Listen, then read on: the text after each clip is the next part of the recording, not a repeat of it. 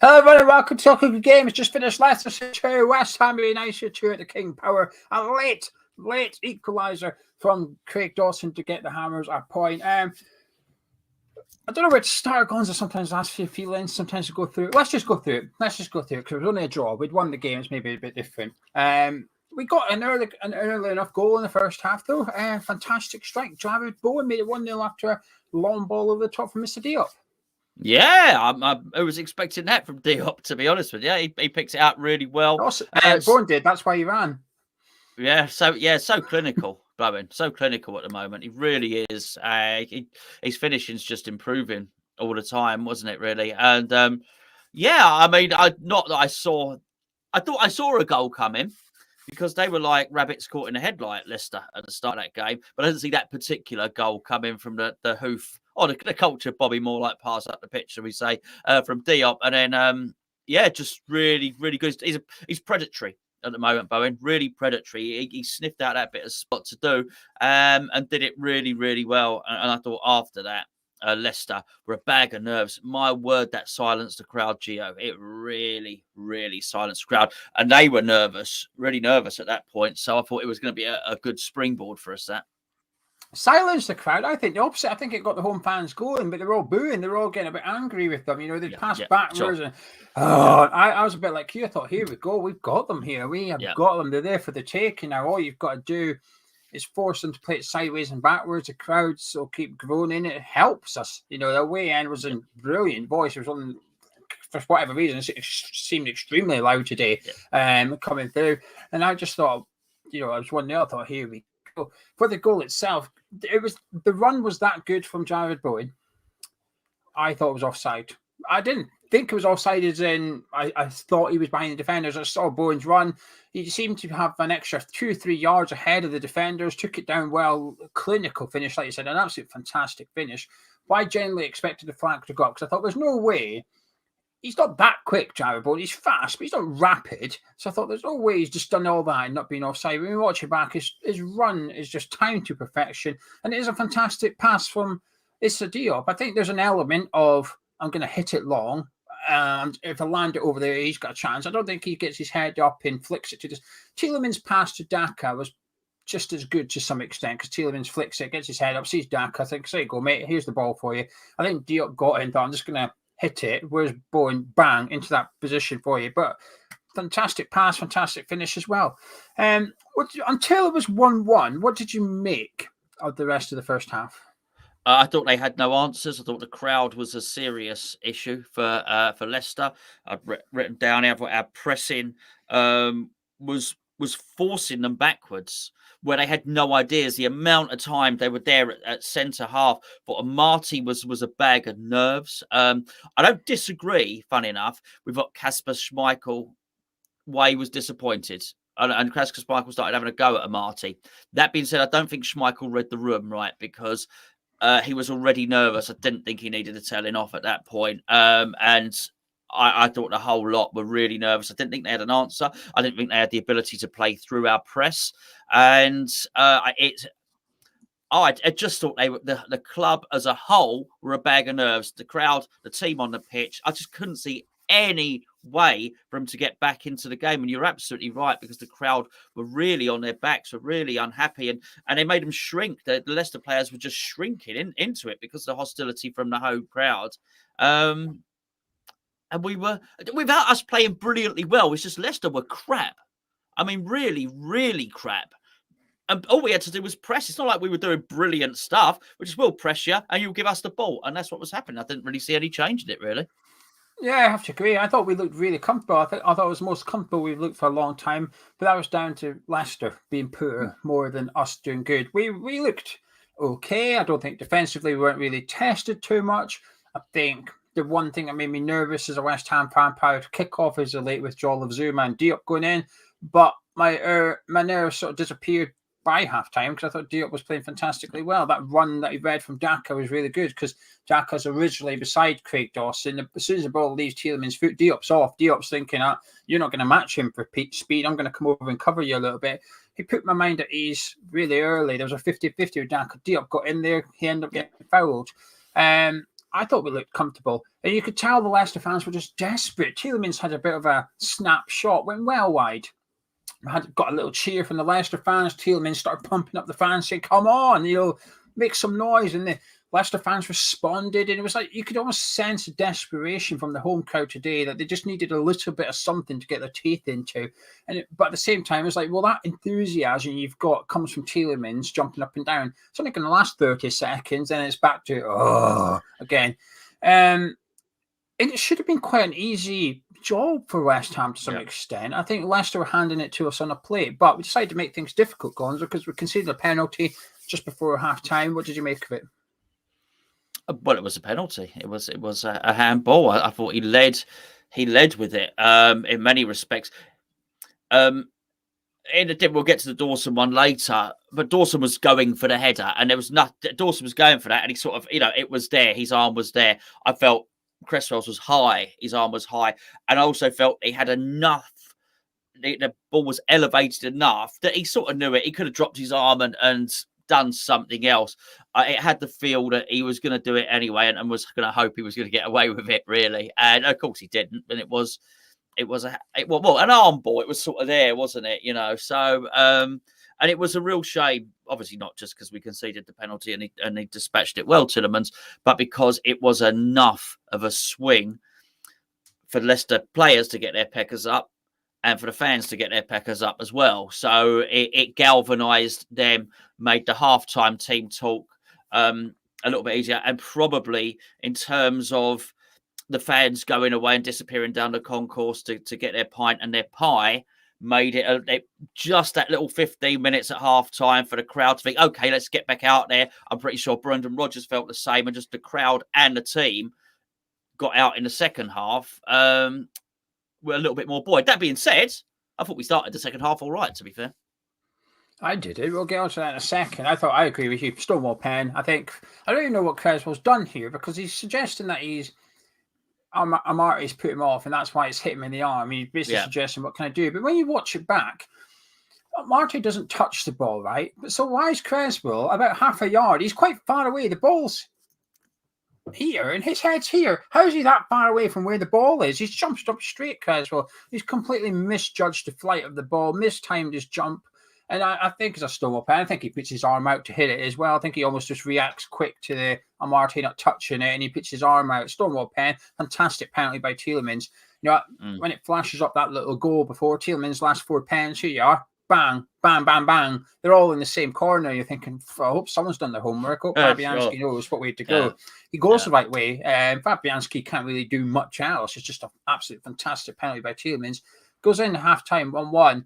And that was a bit the same as you. I was still quite confident at half-time, Gonzo, because I thought, you know what? Yeah, Leicester just didn't look like they had that much about them. And I felt at times on the counter-attack, we were making poor decisions, or we just weren't quite quick enough or whatever. But I thought the counter-attack was there for us. I think Leicester presented us enough opportunities in the first 45 minutes that you can have a little bit of space behind our midfield. We just weren't utilising it correctly. And I thought we could just sharpen up a bit in the final third. We'll be all right in this game. But you thought we started okay in the second half? Up to 49 minutes, I thought we got in their box twice early on in the second half, and then we went and we flatlined. But yeah, I did. I actually put down there, and then I wrote on 49 minutes, we're going to struggle. I actually wrote down, we're going to struggle, lack of creative players. Soufal may cost us the game, is what I wrote down. I thought we were... Some Patreon. I thought we were struggling in the second half. When we come out the second half, I thought, I'm talking about 4 minutes, Geo. I'm talking about 4 minutes. I'm not saying we were good in the second half. In fact, there's worse to come. But I thought we started off, we got into their box twice very quickly, and I thought, oh, okay, this will look better, and it wasn't. But they only scored in the 53rd minute, if I'm correct. Was it the 53rd minute they scored? So in that 10 minutes, I felt that the goal was coming for Leicester, and I think the goal was coming down Soufal's side as well. He was getting battered by Barnes. Straight after this halftime, I think Leicester almost had a bit of a plan. Just give it to Barnes. Just give it to him and let him run at Soufal. There was that point where he literally just skinned him. Soufal had to step back. Otherwise, he was going to concede a penalty and let Barnes run into the 6-yarder.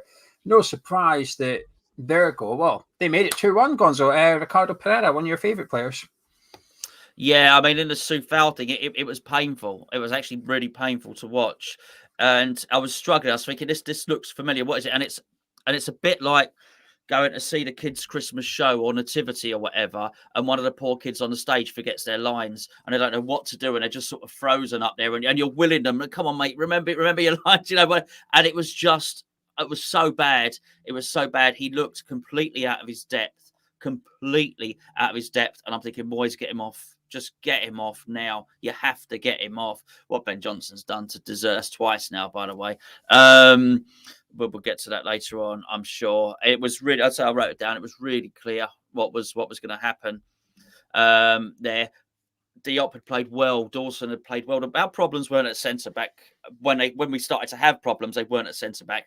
They were at full back. That's where they got at us today. Both sides, by the way. But Soufal was the worst culprit. And the guy had Soufal on toast, and he elevated the ball well enough to sort of bypass the centre backs. Left it in a competition with Pereira and Cresswell, and obviously Pereira was just a little bit sharper, wasn't he? There and Cresswell, involved in both of their goals, obviously, in one shape or form. But it was evident. It was really, and I was thinking, boys, what are you waiting for here? That was clear, and I actually did write it down directly before that happened. I thought, because he kept on going at Soufal, and anyone could see it, and everyone will think the same thing. You couldn't watch that game and think anything different, really. And unfortunately, we weren't. By this point, it's not like they were scared of our press because we'd stopped pressing, and then because they weren't scared anymore, a midfield battle had ensued, which we were at that point losing. So it's not like we could give them any protection in front, and the wide players weren't protecting because, don't get me wrong, Bowen scored a lovely goal, but we just, for the second game running, we've seen Bowen moving around the pitch trying to search for space to do something. So honestly, we were outgunned in wide areas, and really the team in front of the defence couldn't do much about it. Yeah, I think Soufal should have been hooked before this happened. He wasn't great in the first half, but the second half, they took the kick off, went back, went long, and then Rice just rolls it to Soufal, who takes about 3 touches in 3 seconds, which is a long time, stands there, and ends up conceding a throw in. You think, oh man, he's having a nightmare. And Barnes just went at him, and eventually something was going to happen. Lovely ball to the back post. And this is something, unfortunately, with Cresswell left back, you have to accept. He is going to get beaten out of the back post for headers. It's not a new thing. You could probably go through every season he's been here. You could probably pick out 4 goals a season or something, which is a lot, where Cresswell's beaten in the air by someone at the back stick. Chris Wood loves it against West Ham. Next week, when we play Newcastle, Chris Wood will stand next to Aaron Cresswell as much as he can when the ball's out in the left, because he knows, I can beat this guy in the air. It just set me up for a 50-50. I've got him. I think Pereira's running into it, whereas Cresswell's standing still. And anyone that's played football knows you're not going to win that header. If you're jumping from a standpoint and there's someone running in a way to jump up, fine, he's going to beat you in there for it. 2-1. It didn't seem to get too much better, Gonzo, until we started making a couple of substitutions. A bit late, perhaps, but Vlasic and Benrahma come on, and suddenly we started having a few bits and pieces, not necessarily through Vlasic, but certainly because of Benrahma, we started to get bits and pieces. Yeah, he was shooting. We had no threat. So I was just looking through. We just had no threat at all. No attacking threat. I was watching it thinking we're a creative player short here. We were a creative player short. Lanzini was not able to dictate the game, so he was dropping deeper. Antonio. I'll leave that to whatever anyone else thinks of that. But he was a body. He was up there, but it would be hard to call him an attacker today because he didn't attack. So we had Bowen trying to do his stuff, and obviously Fornell's. It just didn't. We had no one electric. We had no vibrancy. We had nobody that was going to go for the jugular. And look, I thought that Diop won the Daka battle today. I thought Diop won. Out of those two, Diop won that.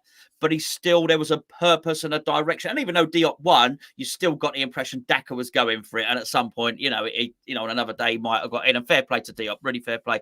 I don't really feel we had that ourselves, and I don't feel that we tested a rookie defence, if you like. And I thought we just weren't threatening. No creativity, no threat. That's what I wrote down there. And so I was pleased that he made substitutions, albeit really, really late. And I heard the the commentator say, "Oh, Vlasic is warming up," or Benrahma's warming up, but it seemed to be another 15 minutes before they entered the fray. I was thinking, well, come on, then, let's have a little bit of that. And I said it a couple of games ago with Benrahma. At least he was having a shot. I don't think we're looking at somebody who's in fine form, but he will have a go. And actually, at times, I think he's greedy. But my word, we actually needed a little bit of someone that was going to be a bit selfish and do something. I exclude Bowen from all of this criticism, by the way, and feel a bit sorry for him. We're guilty, I think, as fans, as looking at it and complaining that Antonio doesn't have any support on occasions. I don't apply that necessarily today, but I actually feel sorry for Bowen a lot. I think Bowen also doesn't have any support. He's roaming around a pitch trying to find something, some glimmer of something somewhere. But I feel at least when Benrahma arrived on the pitch, we had someone driving, someone trying to do something, trying to have a shot, trying to get into the box. Well, okay, and actually made them think. And actually, I think his shot resulted in the corner that I think it might have looped over and gone out for a corner, and then Dawson scored. I don't know, Dawson scored, and at least he gave their centre-back something to think about. But I was still looking at that bench thinking, oh, mate, that's a real paucity of choice on that bench to try and do something. And when you're warming up, Vlasic hasn't really done anything for West Ham so far. I think that's a bit of a worry. But he needed to do something. Even then, it was a little bit late. Maybe if he'd done it earlier, we might have got all 3 points. You never know. Just yes, no, quickly, because we're pushed for time today. Should that goal have stood?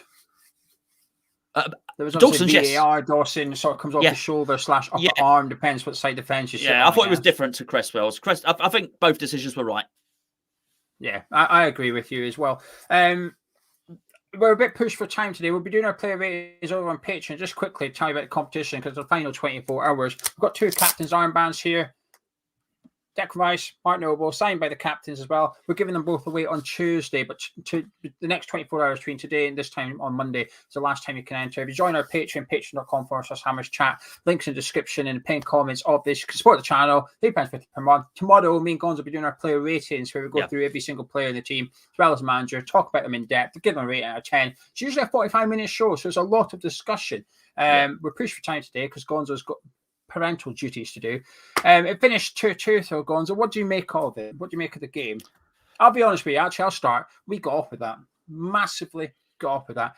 And I was ready to come on here and kick off at David Moyes. I'll be honest with you. Yeah. I did. Because no. I thought this is on you, because you chose to play Soufal out of form today. You left him on the pitch for too long, which led to a second goal. And then the attackers, you didn't even bring any attackers on. Yes, I agree with you. Vlasic and Benrahma should have been on way before it.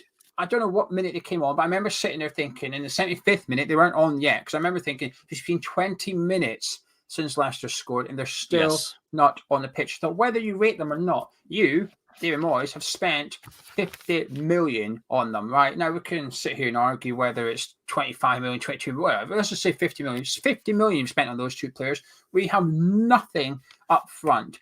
Do something, and we couldn't do anything up front because today, and we got off with it today, because today was going to be close to being a defeat as a result of a poor January transfer window. Once again, our striker was doing nothing, and we needed to change the striker, but we can't. We're on to, like I said, plan A, in form Antonio, plan B, out of form Antonio. We're on to plan C today, which is pray and out of form Antonio can do something, and we got off with it today massively. Did Leicester deserve the win? Probably not, but I think we probably deserve to lose. I think that is how I'd probably word it. What did you make of it, my friend? Well, it's funny, just to back you up, I'd actually written there, after 70 minutes, what is Moyes seeing that he thinks will get a goal? What's he watching that I'm not, where he thinks persisting with this will get us a goal? And I thought, well, this is crazy, which is more or less what you just said there. What is this? He must be thinking, oh, something will come good, something ungood, because we weren't forcing corners. Had we been playing crap, but every 10 minutes we were getting a corner, I think, okay, you know what, it's likely to come good. It was a really a weird one. I think just because we get the point, and it may prove to be a good point. Because I think we apply context. We always try and apply context. So Diop played well today, given the context of the build-up. He didn't think he was going to play. Bearing in mind, he got hurt, embarrassing to be hooked off half time against Kidderminster because you're not good enough against non-league. The context to come back and play well, nice context. But the context, an away point against Leicester is a good point. Yet, given the context of the Nottingham Forest game, how poor they were against Man U and all that other stuff, and the context of how bad they were in the first half, those are 2 points dropped. They really are. And I just didn't feel that when we had them, in boxing terms, we had them on the ropes. We didn't finish them off. We didn't knock them out. Thank you very much, Will. We didn't do the final punch when we had them on the ropes, and that was naughty. And the Soufal one, it was, as like I said earlier, it was embarrassing because it was like watching somebody that can't do their job struggling, and you think, get him out of there, just get him out of there. There was only one thing that was going to happen, and I do wonder sometimes. He is slow, and the dither, unfortunately, doesn't just relate to the transfers. Sometimes that there's a transfer dither and there's a substitution dither as well, and I think we saw that again today. It was a shame because there were some results that went for us over the weekend, and 3 points would have been really, really good. But we now have to back this up in the Newcastle. Now we've got, which is going to be probably more difficult than this one, bearing in mind the form that they're in at the moment.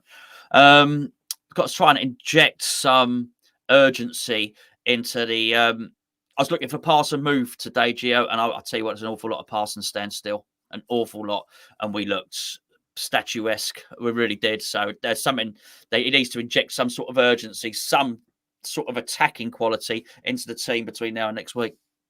Give us we always say individual performance. Give me one plus your man of match, please. I think there's 50-50 for man of match. I think we might pick different players though, but give me another performer as well. Okay, I was really disappointed that Rice couldn't, by his own high standards, couldn't grasp that game today. That disappointed me.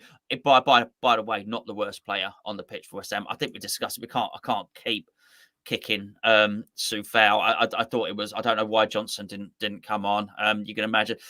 You'd imagine what I thought when Fredericks came on and then he miscontrolled the ball. You can imagine I was anyway.